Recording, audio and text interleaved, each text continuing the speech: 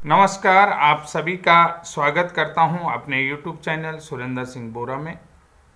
साथियों, बहुत सारे साथियों के मेरे पास कमेंट आए थे कि सर 28 नवंबर को जो छत्तीसगढ़ हाई कोर्ट में सुनवाई थी BEd versus the state of Chhattisgarh वाला जो केस था, यानी कि विकास कौशिक बनाम द स्टेट ऑफ छत्तीसगढ़ का, तो उस केस में क्या होगा और उस केस में क्या होने जा रहा है।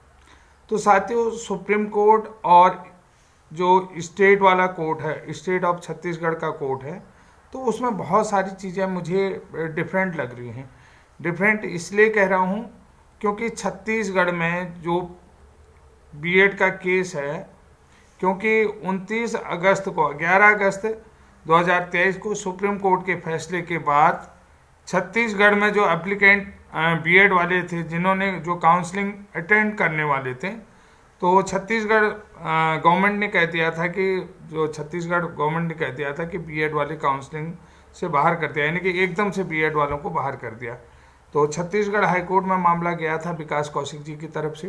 तो छत्तीसगढ़ के जो एडवोकेट थे, उन्होंने कहा भाई सुप्रीम कोर्ट का ऑर्डर है, वो तो हमें मानना ही पड़ेगा। कि बात भी सही थी, सुप्रीम कोर्ट का ऑर्डर है, वो मानना ही पड़ेगा। तो इसके बाद जो है कि बीएड को एकदम से काउंसलिंग से बाहर करा।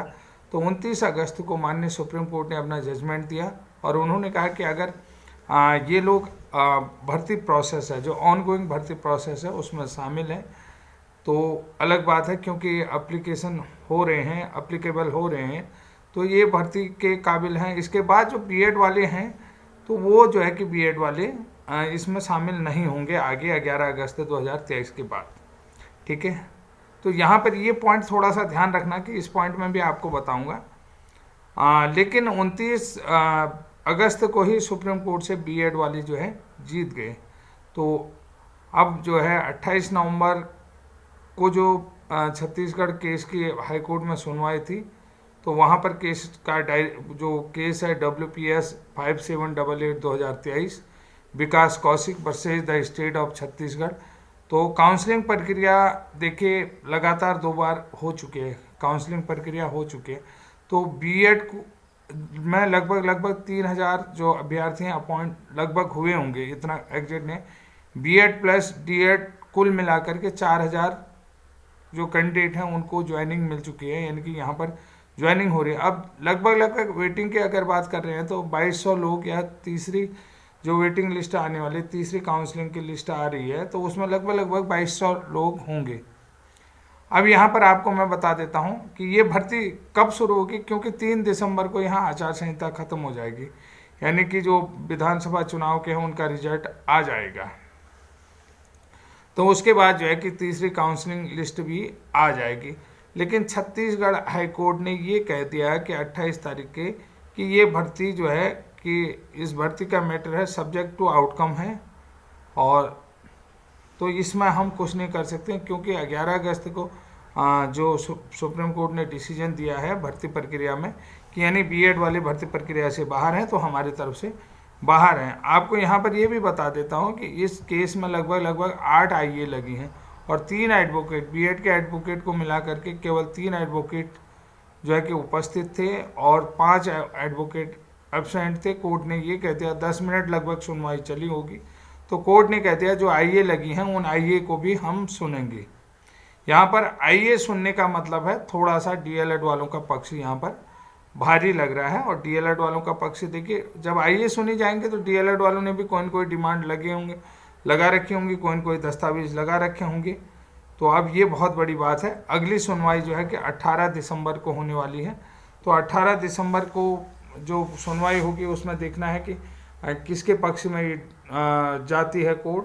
बहुत ज़रूरी है, क्योंकि भर्ती जो है कि सब्जेक्ट टू आउटकम है और काउंसलिंग भी हो रही है, अभी तक ज्वाइनिंग भी हो रही है। लगभग 2 बार काउंसलिंग होगी, 2 बार ज्वाइनिंग लोगों की हो रही है। लेकिन यहाँ पर जो सबसे बड़ी बात बता देता हूँ कि जो छत्तीसगढ़ कोर्ट के लिए एक चीज़ भारी पड़ सकती है कि जो अर्नब घोष वाला क्लेरिफिकेशन याचिका थी, उस क्लेरिफिकेशन याचिका को सुप्रीम कोर्ट ने और लंबा टाल दिया है कि उसमें अभी जो है कि उस केस को भी ट्रांसफ़र कर दिया है जस्टिस अनिरुद्ध बोस और सुधांशु धूलिया जी के कोर्ट में।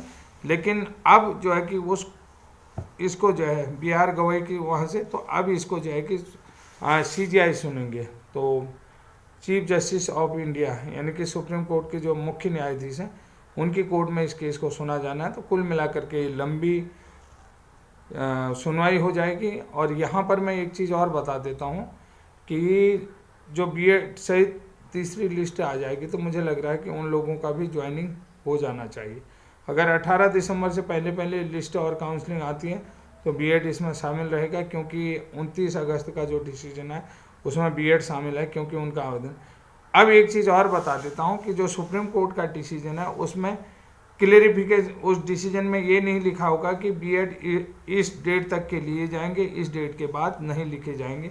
यानी कि बीएड इसमें जो है कि शामिल होगा या नहीं होगा, यहाँ पर किसी भी प्रकार का ये जजमेंट नहीं आया। ठीक है, तो ये बात भी आपको समझनी पड़ेगी। और अभी तक जो अर्नब घोष की क्लेरिफिकेशन याचिका लगी है उस क्लेरिफिकेशन याचिका को भी अभी तक नहीं सुना गया, उसको भी टाल दिया गया है।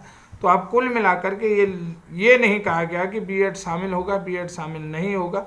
उन्होंने ये कह दिया कि बीएड जो है कि 1 to 5 के लिए एलिजिबल नहीं है, इतना ही कह दिया। बीएड कब से कब तक एलिजिबल है और कब से बीएड एलिजिबल नहीं है, जिनका प्रोसेस, ये कोई भी चीज़ जो है कि अभी तक सुप्रीम कोर्ट ने अपने फैसले में नहीं कहा। तो ये बीएड वालों के लिए प्लस पॉइंट था। जैसे ही कुछ बड़ा अपडेट मिलता है तो आप लोगों को बताता हूँ। मिलता हूँ आपको नेक्स्ट वीडियो में। तो तब तक के लिए जय हिंद, जय उत्तराखंड।